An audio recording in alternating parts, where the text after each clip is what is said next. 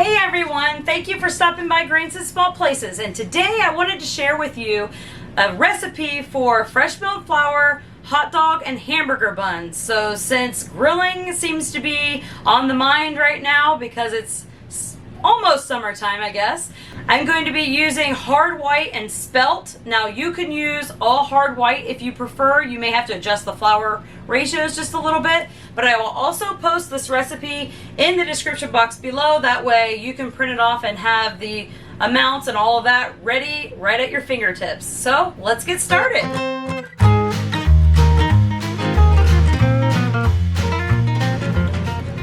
Okay, so I'm going to first measure out my wheat berries. I'm going to tear out my scale here and put it into grams. And I'm going to use 420 grams total of my wheat berries. So I'm going to use my hard white here. And I want to use mostly hard white, so I'm going to fill probably about 320 grams of hard white. Went a little over. Okay, and then I'm going to do the rest with the spelt.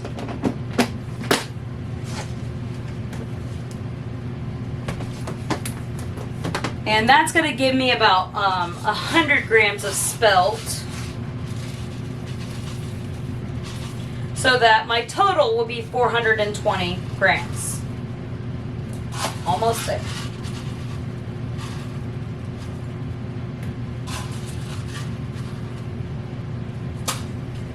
So if you prefer to work with volume and cups, in my recipe I usually put the weight of the wheat berries and the weight of the flour, which should be the same. I also usually put the volume of wheat berries to measure. And then I also put the volume of flour, fresh milled flour, in case you've already got it milled or you're milling enough for multiple recipes. That way you can measure that out. So all of my recipes are written that way, so regardless of what kind of baker you are, you should be able to use the recipe with one of those. Okay.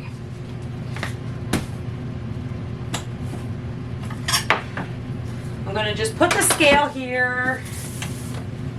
Put my wheat berries back, and I'm going to grab my bowl that I'm milling into. I'm just going to put that in there. Generally I have a smaller one, but it's dirty right now, so this is the one we're using. And I'm just going to turn it on. I'm going to tighten this, pour the wheat berries in, and tighten it just a little bit more, and then let it mill. So we'll go ahead and do that.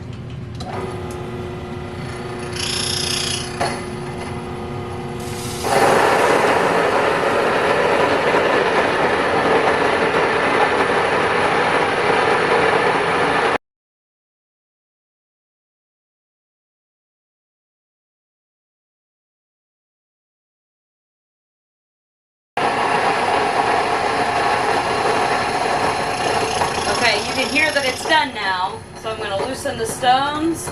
A little bit trickles out usually after that, and then I'm going to turn it off and then put the lid on. And so we now have our fresh milled flour.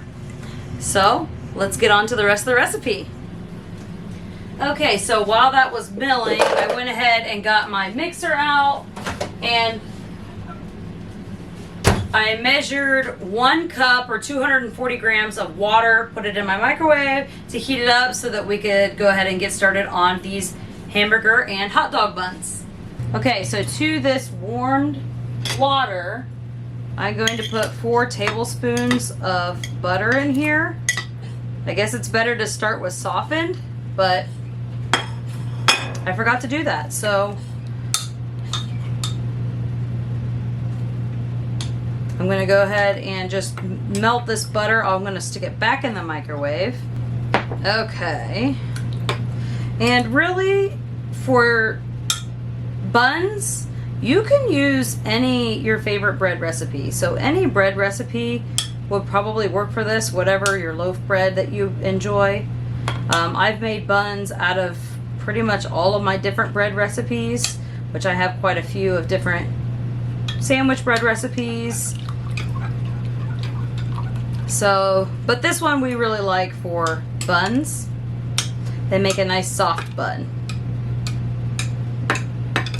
All right, and I just want to make sure that that butter is mostly melted. And I'm just going to pour that in to my mixer. And then I have about 1/3 cup of raw cane sugar. You could use honey here, and you can even lower the amount of sugar. Like I said, you can use your favorite bread recipe. But this just helps complement the buns really well. So this recipe that I'm using today is very similar to my yeast roll recipe. There's just a slight alteration to it. And then I'm going to use a teaspoon of salt. So I like to use sea salt, but you can use whatever salt or salt substitute you prefer. But you don't want to omit the salt, because not putting salt in a recipe for bread for some reason just does not make it taste good. All right, and I'm just using this to mix all that up. And the last thing we're going to use is an egg. Now you could also substitute milk instead of water if you prefer in this recipe. It'll make it a little bit softer and a little bit more enriched. I'll wash my hands. Okay, and then I'm just going to put my mixer down and let this kind of break up the egg. And now we're going to put in our flour that we milled. Now, if this is the first time you've made this recipe, I would recommend only putting in partial amount of the flour first, because the amount of flour varies for every person. It also varies for different wheat berries. So just because I'm using hard white wheat and spelt, and you might use white wheat and spelt, does not mean that it will be the exact same results. We have humidity and elevation. Even the different wheat berries contain different amounts of moisture in them. So really, every recipe just varies for everybody. I went ahead and put it all in. I know this recipe works for me. I also know that if it looks too dry, I can add liquid, or if it looks too wet, I can mill a little more flour and add it in. But I very rarely add in extra flour, because I would much rather my dough be a little on the wet side as opposed to a little on the dry side. Okay, so at this point, we are not kneading the dough necessarily. We are just mixing it. You could do this part by hand if you want, but we're just mixing it so that all the ingredients are incorporated. I find that letting this sit for a while before we add the yeast just helps with the kneading process. Now, I have, because I do this method, forgotten to put the yeast in. If you forget to put the yeast in, you can always put it in later, even if it's, 2 hours and you're saying, why is this not rising? You can put the yeast in and then knead it, and then go for your first rise right from then, no problem. But a little trick I like to do so I don't forget is I will just leave my measuring spoon out on the counter, and that way when I walk by and I say, why is this still out? Well, it's out because I still need to add the yeast. So that's just my handy trick that helps me remember that I still need to add the yeast. So I'm going to cover this and let this sit. You can see how it still looks awful wet. We don't want it to be at a dough ball stage at this time, because that will end us in a pretty dry dough that's going to give us more of a dense brick bread, which usually we don't want.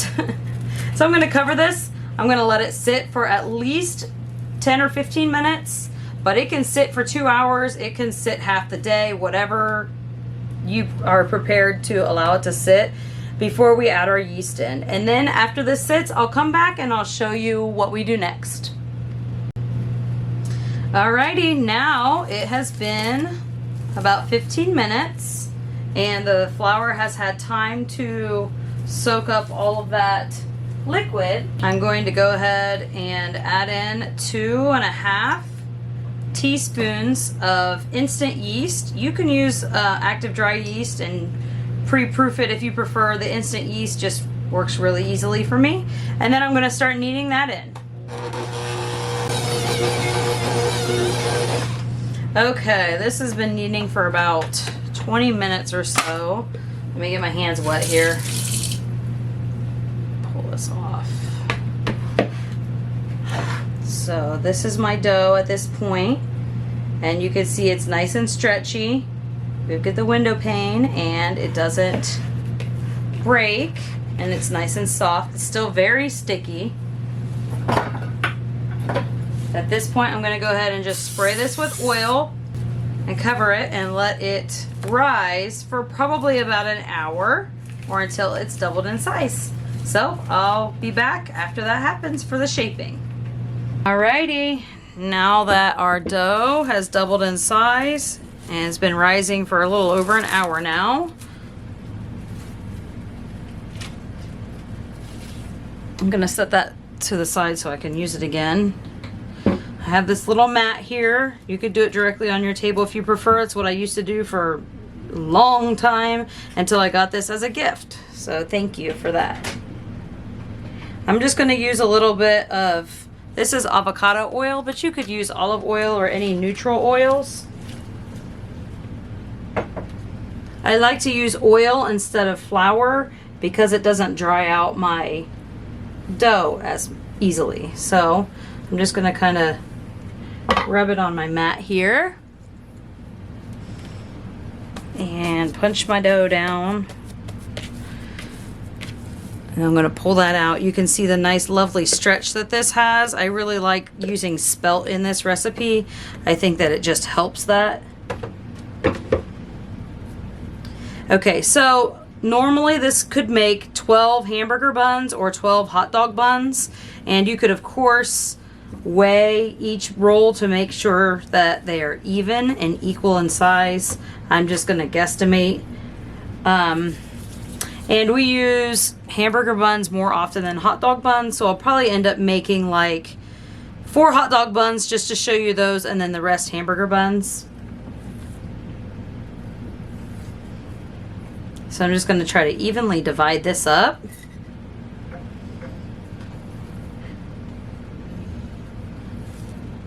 So I got 4 equal-ish pieces. 4 times 3 is 12. So I'm going to take each one of these and divide them into thirds.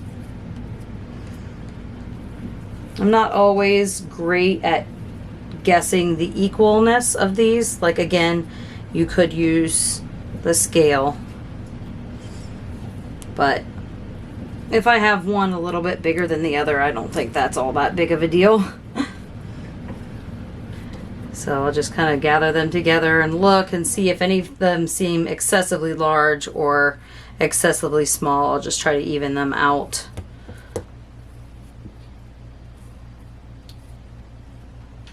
Maybe a little bit onto this one. A little bit onto this one. Okay, that looks pretty good.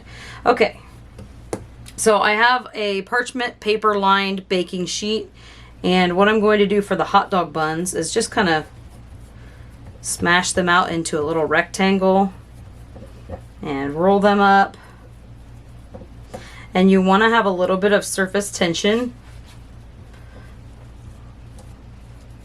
so that they rise up. And then I'm just going to kind of pinch these seams together.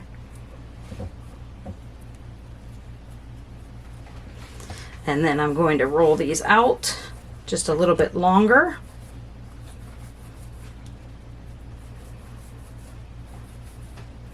Because generally when these rise, they rise up and not out this way. So I want to get close to the length that I'm looking for.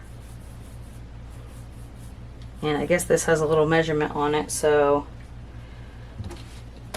somewhere around 6 inches or so. 5 inches, 6 inches, something like that. Okay, and I'm going to try and fit all of these on one sheet here. And hot dog buns actually do better when they are baked next to each other, because that helps them rise up, and then when you peel them apart they have that nice flaky layer. Okay, roll this up, and then I'm just going to repeat the same. If you want to make all hot dog buns in this recipe, then you would just do the same thing for all of the pieces here. If you want to make all hamburger buns, we'll get to that here in a moment.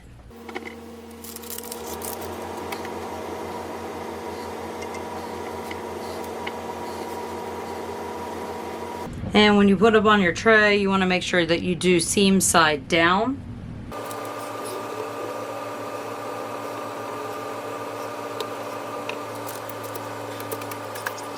Okay, I was just counting out to make sure that I had enough room on my tray here. I might have to change them out. Okay, so for the hamburger buns, what I'm going to do, I'm going to shape these the same way as I shape a roll.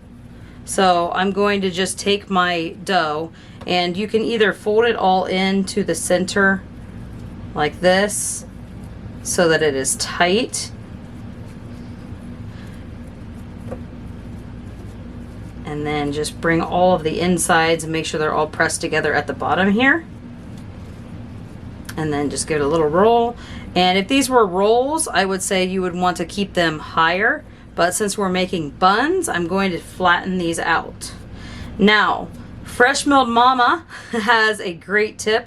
She will take another tray, a plastic wrap another tray, and put something heavy like a book or something on these while they rise. And that's actually a really great idea.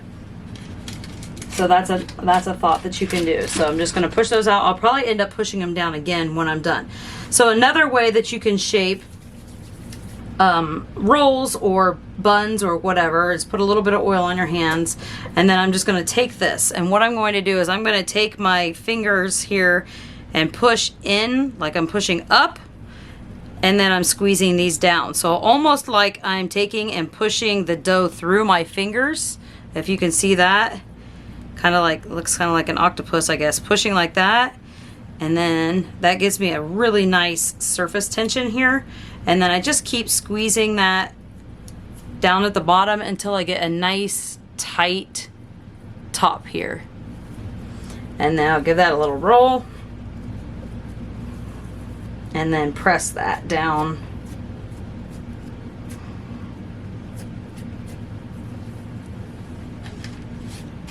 And we'll stick that there. So that's my favorite method for shaping rolls. Now, I've had people say that they are having problems with their bread or their rolls rising, and sometimes that's not the recipe that's the issue at all. Sometimes it's just as simple as shaping the dough. So I want to make one of these. I'm just going to quickly grab one, ball it up, throw it in there, and just show you the difference between unshaped dough without the surface tension and then the rest of these. And I hope it shows in the buns. I know for sure it would show in the rolls if I did it there. I want to keep those pretty flat because I don't really want them to get too tall on me. So I'm just going to take one of these and let's just say, okay, I want to make a bun. So I'm going to just ball it into a circle and push it flat. So some people might do something like that. Now, this is still going to be edible, still going to be good, but I just want you to see the difference between having the surface tension. You can see already this one is much more lax. So actually what I'm going to do is switch this out and put this one on the top. That way we know the one at the top next to the hot dog buns, the top corner here, is the one that didn't get shaped. And we'll see how that goes. Okay, and since I have this piece in here, you could shape it like this, but it'll be much prettier if I stick that to the inside. So we're just gonna go ahead and shape the rest of these, and then I'll cover them, and then I'll show you if you wanna put toppings on them, when and how you would do that so that they stick.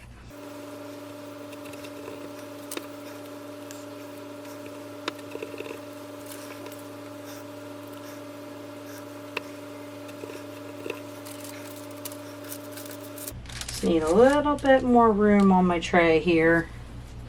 And if you have bigger trays, obviously you won't be wrestling with the trying to get them all in one tray so I can get it all in one bake. Okay. Roll that around, flatten this out. And that's a pretty nice size hamburger bun. Obviously you don't have to have hamburgers with this. You could have any kind of sandwich. These are just a simple bun recipe. I'm gonna get this out of here. Okay, I'm gonna give these one last little press.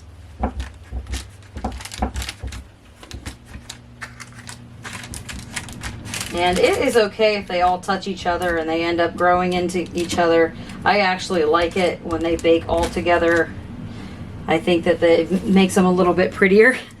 So I'm going to go ahead and use this. And normally you would spray this so that nothing sticks.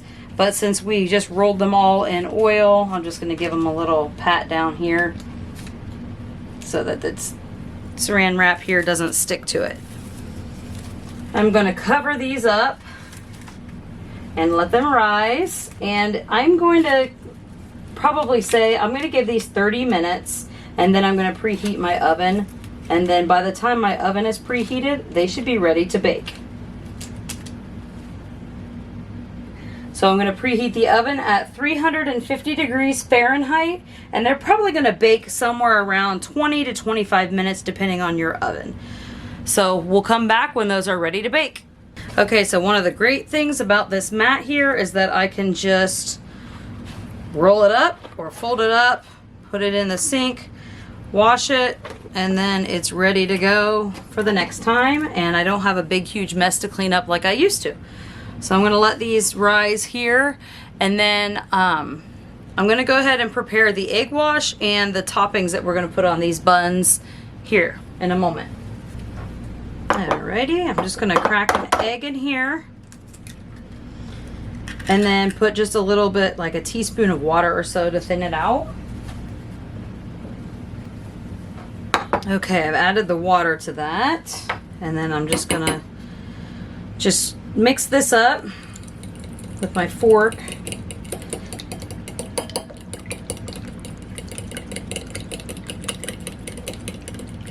So you can skip this step if you don't want to put the egg wash on. The egg wash will make them a little bit shiny, and it will make them brown darker.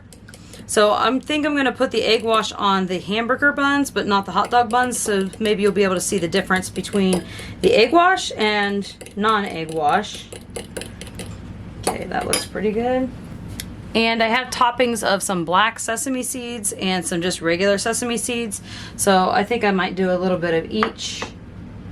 So when this is all ready, we'll come back and I'll show you how to go ahead and apply that. You can use everything but the bagel seasoning. You could use onion, you could use cheese, any toppings that you want to put on the top of those buns. Okay, so now that they have been rising, I'm going to just show you a little poke test to see if they're ready to be baked. If you push your finger down on these gently and they come up slowly, they're ready to be baked. If you push on them and they come right back, that means they still need to rise. And if you push on them and they stay down, that means they may be overproofed. Okay, so I'm just going to take this off since they are ready.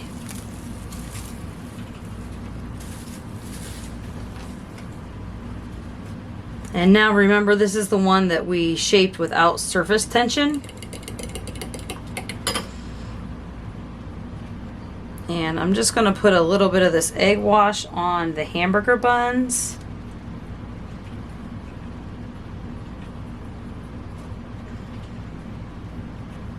And again, like I was saying, you don't have to put any toppings on these. They make great buns without toppings. You can add any of the toppings. Anything that sounds good to you, and you don't even have to do the egg wash portion if you don't want to.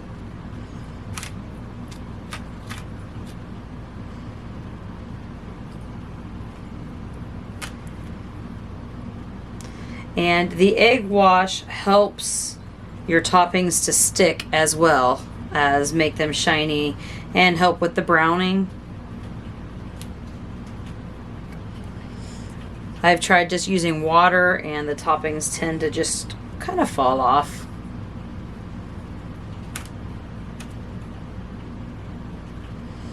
Okay, and I'm not going to egg wash those so we can see. So I'm just going to do a few of these with just regular sesame seeds. just so they have that traditional look to them. And then I'll do just a few of them with the black sesame seeds just because they're kind of pretty. So, and you can use as much or as little as you like.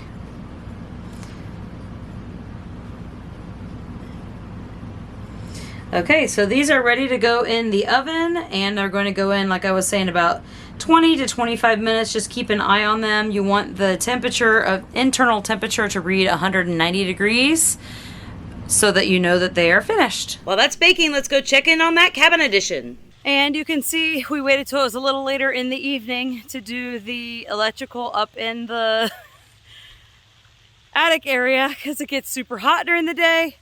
So Matt's up there right now fixing some of the electric for the new portion. And then this is that window they were eliminating. And then over here is, we're gonna take this window out and add 2 windows of the same size that they actually received for free for my, they actually received for free from my uncle. So they're gonna be putting those in over there so they're able to look out on the pond and some of the nature, wildlife, of the trees and stuff like that over there. So that will be really great once those are in, because the windows will be, as you'll see in the inside when we're finished, in front of where they're planning to have their dining room table. All right, he's got the old window out and is putting in, or has put in the new windows. So you can see the nice view of the nature area and the pond. Well, you can see the pond from the front window also, but this gives them another view.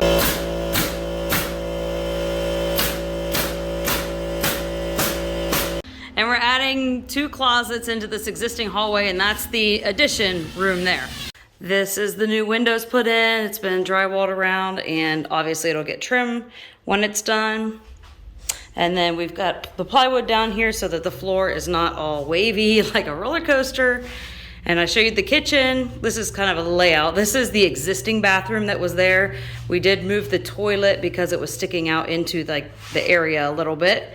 And then this used to be just a utility closet, and that is where the new addition has gone in. And I believe I had already showed you that, but let's go ahead and take a look in there. These are the 2 new closets, which are gonna have doors that match this, and this is just like the furnace area.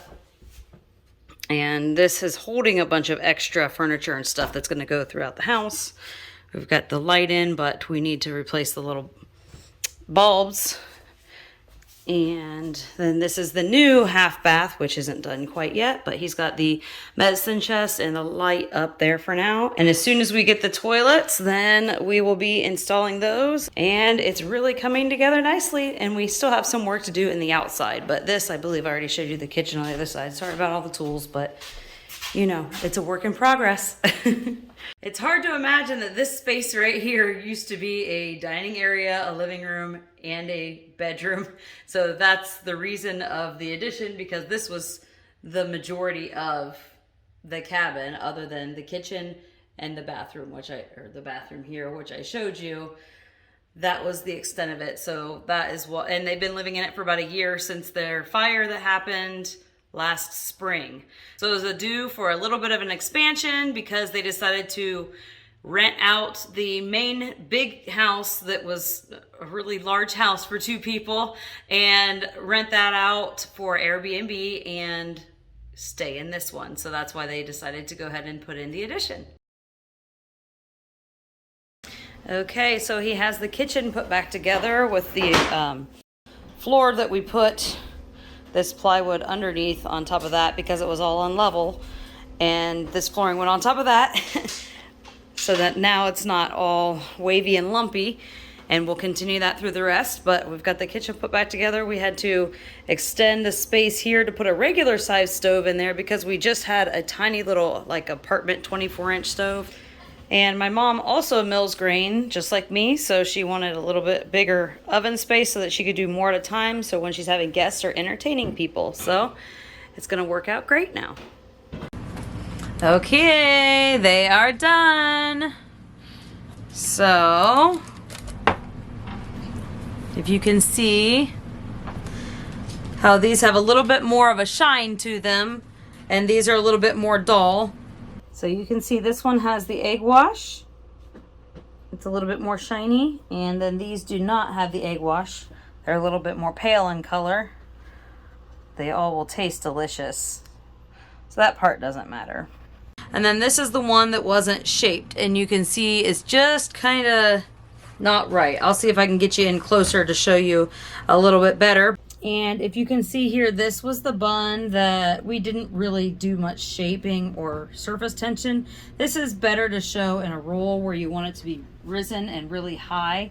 I'm going to remove this from the hot pan. It's still hot. Because I want them to cool and I don't want them to get condensation on them. So I'm going to let those cool on the wire rack, and then I'll be back to cut them and let you take a look at the inside. So remember, this is the one that was not shaped, and then this is the one over here that is shaped.